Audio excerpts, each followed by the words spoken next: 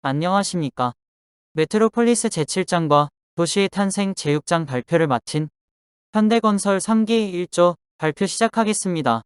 저희 조 구성원은 윤정일, 허재, 김승로, 김근호, 이희용입니다. 오늘 발표할 내용은 메트로폴리스 제7장 상업과 교역의 심장 부분과 도시의 탄생 제6장 도시경제발전소 부분입니다. 먼저 메트로폴리스 제7장 부분부터 발표 시작하겠습니다. 리스본은 대서양에 면한 항구도시로 포르투갈의 수도이자 인구 204만 명에 이르는 포르투갈에서 가장 큰 도시입니다. 대항해 시대였던 15세기 말엽의 리스본은 유럽의 여느 도시들과는 다르게 한적한 시골 마을에서 가장 흥미진진한 도시로 변모해가고 있었습니다. 리스본은 유럽의 다른 도시들에서는 찾아볼 수 없는 관능성과 이국적 정취를 뽐냈습니다. 과감한 건축 양식이 유행하면서 리스본의 경관이 한층 더 바뀌었으며 오늘날의 벨링탑과 제로니무스 수도원에서 엿보이는 화려한 장식 위주의 건축 양식인 마누엘 양식은 리스본의 개방적 문화를 보여주었습니다.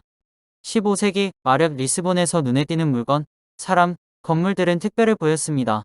왜냐하면 리스본 이외의 유럽 도시들은 아프리카나 아시아와 직접 교역을 하지 않았기 때문입니다. 당시 유럽이 고립되어 있었다면 포르투갈은 드넓은 미지의 대서양에 가로막힌 유럽의 주변부로 남아있었다고 볼 수 있었습니다. 반면 리스본의 상인들은 북아프리카, 이탈리아, 북유럽 등지와 밀접한 무역 관계를 맺고 있었습니다. 1415년 포르투갈은 아프리카의 해상 무역도시 세우타를 정복함으로써 유럽과 이슬람 세계를 충격에 빠뜨렸습니다. 세우타는 유럽과 차단된 미지의 부유한 도시였지만 성전을 펼치려는 욕망이 가득했던 에니크 왕자에게 정복당하고 맙니다. 에니크 왕자는 사하라 사막 너머에 있는 금과 향신료, 그리고 잃어버렸다고 전해지는 신비의 기독교 왕국으로 가는 항로를 발견해 이슬람 세력을 무찌르고 포르투갈의 위상을 드높이고 싶었습니다. 에니크 왕자의 후원 아래 포르투갈의 카라벨선들이 대서양의 아프리카 해안을 탐험하려고 리스본을 떠났습니다. 1487년에 바르톨로메오 디아스가 이끈 탐험대는 나미비아 해안에서 서쪽으로, 즉 대서양 쪽으로 방향을 꺾었습니다. 그 과감한 결정으로 디아스가 타고 있는 배는 동쪽으로 움직였고 훗날 희망봉으로 불리게 되는 지점을 지나갔습니다. 이로써 인도양은 유럽에서 바다를 통해 갈 수 있는 곳임이 증명되었습니다. 1491년과 1493년 사이 지도 제작자인 마르틴 베하임은 에르트아펄로 불리는 지구일을 만들었으며 왕실 천문학자인 아브라함 자쿠투는 천문표인 천책력을 만들어 대양 탐험에 혁명적인 변화를 불러왔습니다. 바스코 다가마는 기독교인들과 향신료를 찾아 인도에 위치한 무역 중심지인 캘리컷에 도착했지만 그곳에는 기독교 왕이 없었고 향신료를 구하려면 대가를 치러야 했습니다. 향신료를 구하기 위해 가져왔던 포르투갈의 상품들은 제값을 받지 못했고 오히려 무슬림 상인들로부터 무시를 당하고 관세까지 지불해야 했습니다. 관세를 내지 않고 떠나기로 했던 다가마는 캘리컷에 군함들이 쫓아오자 포격으로 물리쳐버렸습니다. 바스코 다가마는 소량의 향신료밖에 얻지 못했지만 포르투갈의 선박이 아시아 해역에서 가장 강한 위력을 발휘할 수 있다는 정보를 갖고 돌아오게 됩니다.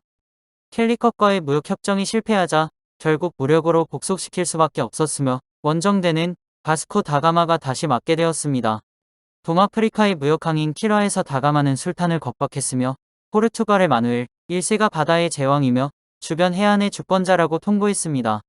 바스코 다가마는 380명의 승객이 타고 있는 다우선을 약탈하고 부숴버림으로써 인도양 전체를 충격에 빠뜨렸습니다. 포악하고 집요한 위협에 직면한 마라바르 해안의 도시들은 난폭한 침입자들과 합의를 보기 시작했습니다. 포르투갈은 해안 지역 무역 도시들을 장악했고 현지의 통치자들은 포르투갈 사람하고만 교역할 수 있었으며 포르투갈인들이 정해준 가격으로만 교역해야 했습니다. 태양의 눈이라 불렸던 말레이시아의 물라카는 아프리카와 유럽과 페르시아만 등지와 연결된 교역망의 방사점이었습니다. 물라카는 인구 12만 명의 거대 도시였으며 온갖 배들이 2,000척가량 정박할 수 있을 정도였습니다. 포르투갈의 작가 피레스에 따르면 물라카는 워낙 중요하고 돈벌이가 잘 되는 곳이므로 세상의 다른 어떤 곳도 여기에 비견할 만한 곳이 없어 보였다고 했습니다. 한편 제국의 건설자라 불리는 알부케르크는 물라카를 정복하기 위해 3주 동안 포격을 가하며 술탄을 위협하였습니다. 치열한 전투를 통해 물라카는 포르투갈의 차지가 되었습니다. 900명의 유럽인들이 2만 명의 현지 병력을 격파했습니다. 물라카를 지배하는 자는 누구나 베네치아의 목구멍에 손을 댄다. 이 말은 베네치아뿐만이 아니었습니다. 물라카의 지배자는 카이로와 알렉산드리아, 메카의 목구멍에도 손을 대었습니다. 포르투갈이 물라카를 차지한 것은 세계사의 전환점이었으며 포르투갈은 이슬람 세력을 몰아내고 인도양의 무역을 장악할 수 있었습니다. 1498년 마누엘 1세는 강변 궁전이라는 뜻의 거대한 궁전인 히베이라 궁전을 지었습니다. 히베이라 궁전은 포르투갈의 세계 무역 독점권을 관리하는 주요 행정 부서들을 두었으며 상업의 중심지 역할을 맡았습니다. 르네상스 시대에 나타난 새로운 현상에 따른 충격과 문화 충돌을 상징하는 도시가 지구상에 하나 있다면 그 도시는 확실히 리스본이었을 것입니다. 리스본의 승리는 베네치아의 몰락을 그리고 물라카를 위시한 아시아 대도시들의 몰락을 의미했습니다. 테노치티틀란은 현재 멕시코시티에 위치한 도시로 당시 유럽 최대의 도시인 파리에 18만 5천 명 살고 있던 시절에 20만 명을 거느린 대도시였습니다. 테노치티틀란은 코르테스가 이끄는 스페인군에 의해 점령되어 파괴되기 이전에 아즈텍 문명의 수도였으며 고대 도시는 텍스코코 위에 떠있는 10여 킬로미터의 정방형 섬으로 건설되었고 동쪽으로 티오판, 서쪽에 아차코알코, 남쪽 묘트란, 북쪽 쿠에포판 등 방위에 따라 4구역으로 나누어져 있었습니다. 면적은 여의도 면적 3에서 4배에 해당되며 테노치티틀란이란 뜻은 선인장의 땅으로 독수리가 선인장 위에 앉아있는 땅에서 나라를 세울 것이라는 부족의 전설을 따른 것이라고 합니다. 앞서 발표한 리스본의 물라카 정복과 비슷한 방식으로 스페인의 테노치티틀란 정복이 진행되었습니다. 450여 명의 스페인 군인들이 다녀가고 퍼진 천연두로 인구의 3분의 1이 감소하고 이후 무기를 보강해 돌아온 유럽인들에게 테노치티틀란은 75일을 버티고 굴복 후 폐허가 된 도시 위에 유럽식으로 다시 세워진 도시가 지금의 멕시코시티가 되었습니다. 16세기 초반 몇십 년 동안 세계 각지에서 도시 문화가 소멸하거나 붕괴하는 현상이 나타나고 이렇듯 유럽형 도시는 테노치티틀란, 캘리컷, 몬바사, 블라카 등의 도시들이 폐허로 변한 뒤 세계적으로 전파되기 시작하였습니다. 12세기부터 재도시화 과정이 진행되는 동안 유럽의 도시들에서는 자유무역보다 독점을 선호하고 전쟁 도구를 지속적으로 개량하고 타인들의 신앙을 관용하지 않는 분위기가 조성되었습니다. 암스테르담의 발전은 리스본의 유대인 탄압에서 시작되었습니다. 1492년 리스본은 수천 명의 유대인 난민들을 받아들이지만 5년 후 기독교로의 개종 혹은 도시를 떠나도록 강요했고 1500년대에 들어서면서 리스본의 시민들은 유대인들을 화형시키고 처형하기에 이르자 이때 능력과 인맥과 부를 가진 유대인들이 이주한 곳이 바로 네덜란드의 암스테르담이었습니다. 암스테르담은 1450년 당시 습지에 위치한 인구 4,000명의 촌락에 불과했으나 유대인들의 이주가 가속화되면서 1570년 3만 명, 1620년 8.8만 명, 1640년에는 인구 14만 명에 가까운 대도시로 변모하였습니다. 암스테르담이 성장할 수 있었던 주요한 이유는 역시 개방성에 있습니다. 모든 도시의 발전에서 공통적으로 보이는 요소로 보입니다. 다음 장에 소개될 커피 문화와도 비슷한 맥락으로 생각됩니다. 옅은 개방성 활짝 여는 도시는 발전하고 흥하지만 배척하거나 규제하고 탄압하면 도시는 쇠락하는 공식처럼 정확하였습니다. 개방적이 되면 나타나는 또 하나의 특징은 지식인들이 모인다는 것이고 암스테르담은 당시 북유럽 출판계의 중심지로 떠오르게 됩니다. 암스테르담은 자유사상가와 반체제인사, 기업가들에게 무척 매력적인 곳이었고 열린 사고가 가능한 나라였습니다. 이런 네덜란드의 혁신적 사고는 세계에서 가장 강력한 국가로 발돋움하게 해주는 동력이 되었습니다. 이를 토대로 암스테르담이 다른 도시들과 차별화되는 금융이 발달하게 되었습니다. 네덜란드의 동인도 회사는 네덜란드 공화국의 일반인들에게 주식을 판 대금으로 설립되어 결국 포르투갈이 장악한 물라카도 빼앗게 되었습니다. 1609년 설립된 암스테르담 외환은행은 오늘날 우리가 당연시하는 수표체계, 자동이체, 계좌 간 이체 여러가지 은행업 방식을 고안했고 더 나아가 세계 최초의 증권시장이 이 즈음 암스테르담에 생기게 되었습니다. 네덜란드에는 기업과 은행의 현대 경제의 두 기둥의 주식 거래소라는 세 번째 기둥까지 설립하게 되었습니다. 암스테르담 증권거래소를 통해 증권거래, 선도와 선물, 특권부 매매, 주식 매수 선택권, 공매수, 공매도 같은 금융기법이 급속도로 발달하게 되었습니다. 특히 현대의 선물 거래와 같은 개념으로 직접 가지고 있지 않은 것도 거래가 가능하며 청어나 곡물, 향신료 가진 물건뿐 아니라 불어오는 바람이나 내가 마신 공기를 팔아도 무방했다고 합니다. 암스테르담 같은 도시가 번영할 수 있었던 중요한 원인은 다수의 시민들이 부를 축적하고 유지하며 사치품과 예술품을 소비했다는 점이며, 암스테르담은 소비사회의 요구에 응한 최초의 도시였습니다. 암스테르담은 금융뿐만 아니라 소비주의와 개인주의의 도시의 시작이 되었으며, 이렇게 세련된 대중문화와 소비의 도시는 뒤에 런던과 같은 도시로 연결되면서 더욱 발전하게 되었습니다. 다음으로 도시의 탄생 제6장 이어서 발표하겠습니다. 상인들의 큰 소리들, 사람들의 흥정하는 소리들, 북적대는 좌판 주변에서는 사람들이 서로 밀쳐대며 물건을 고르고 있었습니다. 그 많은 사람 속에서 우연히 지인을 만나기도 하고, 갓 조리된 거리 음식에서는 군침 도는 냄새가 났습니다. 장터야말로 도시 안에서 가장 활력이 넘치는 곳이었습니다. 일례로 과일과 채소가 깔끔하게 진열된 시장은 영국의 롬퍼드 시장이 아니라 독일 미넨의 마리엔 광장 모퉁이에 있는 빅투알리엔 시장이었습니다. 시장 사람들의 과일 닦는 모습을 본 적은 없지만 그랬다고 해도 믿을 만큼 그곳의 과일은 윤기가 났습니다. 세계에서 가장 큰 수산시장은 동경 중앙도매시장으로 약 23만 제곱킬로미터가 넘는 긴잔 남쪽 매립지 위에 세워져 있습니다.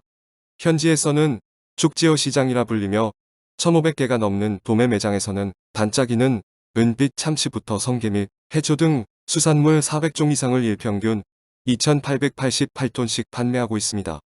가장 싱싱한 회와 초밥을 먹고 싶다면 이 시장을 찾아가면 됩니다. 도시를 나타내는 이집트 상형 문자는 원 안에 십자가가 그려진 형태입니다. 원은 도시를 에워싼 성벽을, 십자가는 시장에서 만나는 길을 뜻하고 있습니다. 마찬가지로 시장을 나타내는 수메르의 표의 문자는 Y자 모양입니다. 역시 길이 모인 곳이 시장임을 의미하고 있습니다. 메소포타미아 초창기 도시들에서는 신전이 경제력의 중심지였습니다. 수메르는 자유경제보다는 통제경제에 가까워서 일단 신전으로 모든 물건을 집결시킨 뒤에야 비로소 세금이 매겨졌고 재분배되었습니다.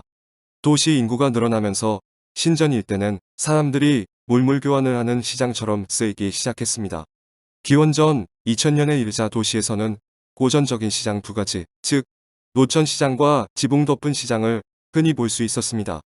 그런데 기원전 700년경부터 그리스 도시국가들의 생활중심지는 왕궁이나 신전이 아닌 대중 집회장소인 아고라였습니다. 아테네의 아고라는 시끌벅적하고 어수선하고 냄새도 났지만 시민들끼리 만나서 물건과 소식을 나누는데 더없이 중요한 장소였습니다. 소크라테스가 시민들에게 물질적인 것보다 정신적인 것을 중시하라고 가르친 곳도 바로 아고라였습니다. 아고라에서 사람들은 신을 찬미하는 춤을 추었고 연극이나 육상 경기, 승마 행사 등도 치렀습니다. 나중에는 극장이나 경기장 등을 따로 지었지만 아고라는 여전히 도시 생활의 심장부의 자리를 지키고 있었습니다. 기원전 6세기에 그리스 전역에서 동전이 통용되자 아고라는 광장보다는 주로 시장 역할을 하게 되었습니다. 고대 로마의 포럼은 원래 현지 부족들의 회합 장소였습니다. 로마의 생활 중심지로서 로마 제국 전역에 건설된 도시에도 포럼이 들어섰습니다. 포럼은 광장이라기보다는 구역에 가까웠는데 그리스 아고라와 아크로폴리스의 기능을 동시에 하고 있었습니다. 포럼에 있는 신전과 법정 그리고 일렬로 늘어선 돌기둥 일대에는 늘 사람들이 모여 어울리고 물건도 사고 팔았습니다. 로마 황제들은 대를 이어 로마 포럼을 확장시켰는데 놀라울 정도로 규모가 커져 로마 제국을 상징하는 장소가 되었습니다. 중세와 르네상스 시대에 유럽의 도시 생활은 시장을 중심으로 전개되었습니다. 영국에서 거의 모든 도시의 기본 기능은 경제적 교환이었습니다. 따라서 시장에는 세금 징수원, 청소 담당자, 주류검사원, 가죽조사원, 양모검사원 등 관리들이 상주했습니다. 시장 관련 규칙이 제대로 준수되는지를 감시하는 시장감시원도 고용되었습니다. 그러나 이처럼 엄격하게 규제되는데도 중세의 시장은 무질서한 장소로 돌변하기도 했고, 반면 민속 축제와 카니발, 그리고 행사들이 시장에서 열렸습니다. 런던의 유명한 시장으로는 17세기에 지어진 어시장 빌링즈게이트와 11세기부터 전해져 오는 유서 깊은 육류시장 스미스필드가 있습니다. 1840년대 뉴욕의 인구는 40만 명에 불과했으나 40년도 지나지 않아 그 수가 200만 명에 육박하게 되었습니다. 현지 농부의 힘만으론 시민들을 먹여 살릴 수 없게 되자 식품을 수입하기 시작했고 뉴욕 일대 손수레로 이루어진 시장을 흔히 볼 수 있었습니다. 뉴욕 최초의 손수레 시장은 1886년 헤스터 스트리트에 생겼습니다.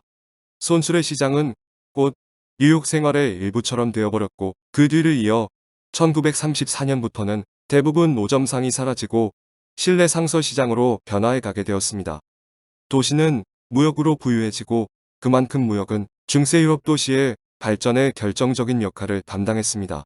무엇보다 장터가 유럽 대륙에서 무역이 시작되는 열쇠였고 도시와 도시, 시장과 시장을 연결해주는 역할을 담당하였습니다. 이 시기에 이탈리아 북부 도시, 그 중에서 특히 베네치아가 유럽 도시 발전을 이끌었습니다. 베네치아는 담수가 없고 경작도 거의 불가능해 입지 조건이 좋지 않았습니다. 그 지역에서 있는 것은 생선과 소금뿐이었는데 이러한 소금으로 무역을 시작해 세계의 보석상자라는 타이틀을 얻게 되었습니다. 베네치아는 곧 유럽의 관문이 되어 동양에서 서양으로 비단과 향신료를 들여왔습니다. 16세기에는 유럽에서 가장 부유한 도시이자 현대적인 국제도시의 효시가 되었으며 막강한 무역 역량으로 유럽의 고대 그리스의 폴리스 개념을 도입해 도시국가의 중요성도 보여주게 되었습니다. 무역과 금융의 발전에 따라 시대마다 유럽의 중심 도시들이 변해갔습니다. 13세기에서 16세기까지는 베네치아가 유럽 무역의 중심지였으며 17세기에는 네덜란드의 암스테르담이 그 역할을 수행하였습니다. 이로 인해 다양한 철학과 예술도 함께 발달하게 되었습니다. 19세기에는 그 중심이 런던으로 바뀌어갔으며 현재 두바이, 홍콩, 싱가포르, 함부르크, 로스앤젤레스에 이르는 많은 항구 도시들이 국제무역으로 부를 축적하고 번창하고 있습니다.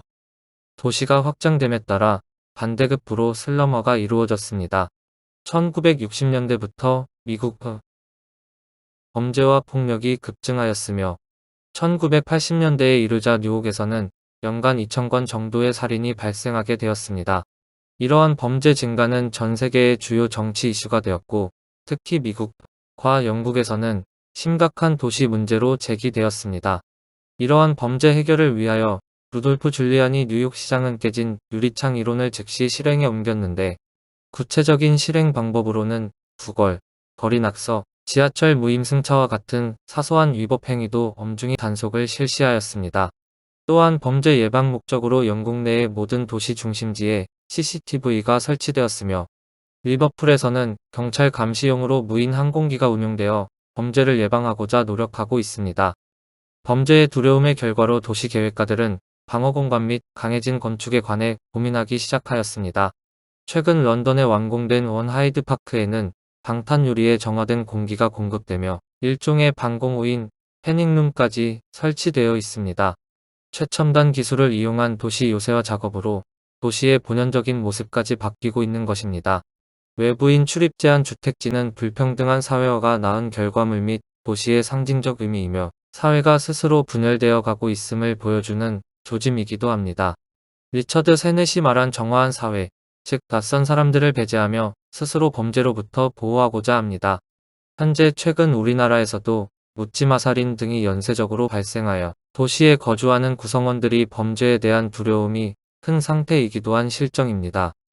백화점의 시초인 트라이아누스 시장은 고대 로마 제국 중기에 지어진 복합단지로 5층 높이의 벽돌을 붙인 콘크리트 구조물입니다. 높은 아치형 건물로 역사적인 도시 로마에서 유서 깊은 건물 중 하나로 손꼽히기도 합니다. 아랍에서 유일하게 장사할 수 있는 장소인 바자는 상품의 종류에 따라 세분화되어 있는데 점포가 양쪽에 늘어선 불규칙한 거리 형태부터 돌기둥이 늘어선 돔 형태 및 구역 전체를 지붕으로 덮은 형태에 이르기까지 다양합니다. 바자는 아치형 돔형 지붕으로 천장에 커다란 공기구멍과 교차로로 통하는 출입구로 빛이 들어올 수 있는 구조입니다.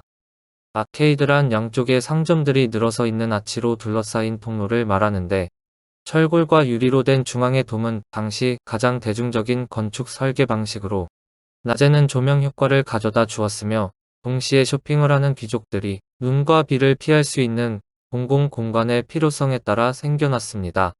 가장 역사적인 아케이드는 밀라노의 비토리오 에마누엘레이세 갤러리아로 이탈리아의 통일을 기념하기 위하여 지어져 중산층 사회의 판테온으로 불렸으며, 현재까지 밀라노 여행을 하는 관광객들에게 명품 쇼핑 명소로 유명한 곳으로, 아케이드는 한 지붕 아래 여러 종류의 상점을 모아 놓으면 고객들에게 인기가 있다는 점을 증명하여 이는 추후 백화점의 시초가 되었습니다.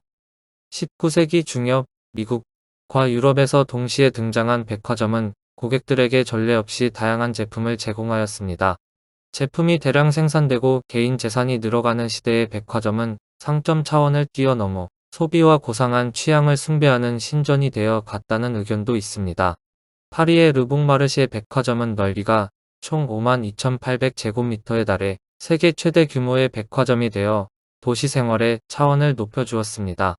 건축 설계 측면으로 눈에 띄는 전면부와 거대한 판유리창, 일조량이 풍부하게 탁 트인 실내를 적용하였고, 에스컬레이터와 같은 신기술이 백화점에 적용되어 수직 동선 이동이 가능하도록 하였습니다.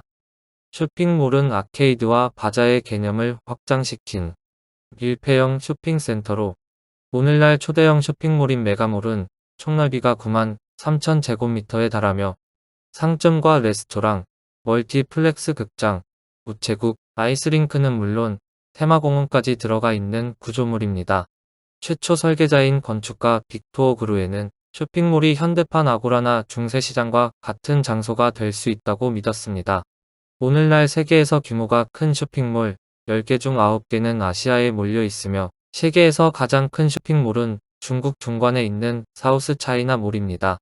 유럽에 있는 웨스트필드 런던은 규모가 거의 15만 제곱미터에 달하며 건설비 또한 15억 파운드 이상 소요되었습니다. 이상으로 발표를 마치겠습니다. 긴 시간 동안 경청해 주셔서 감사합니다.